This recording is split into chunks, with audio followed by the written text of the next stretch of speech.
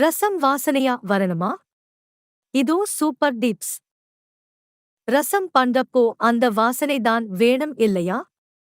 அதுக்கே இது ஒரு சாலிட் ட்ரிக். மிஸ் பண்ணாம பாருங்க.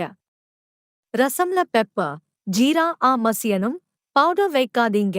அப்போதான் வாசனை தூக்கலா இருக்கும். கொஞ்சம் பச்சை புளி நீர்லே ரசம் பொடிகள் டிசால்வ் பண்ணுங்க. கட்டி இல்லாம நல்லா கரைஞ்சிடும். கடைசில 1 டீஸ்பூன் நல்லெண்ணெய்ல கடுகு, பொடித்த பூண்டு, கறி லீவ்ஸ் வதக்கி ரசம்குள் ஆட் பண்ணுங்க. செம்ம வாசனையா இருக்கும்.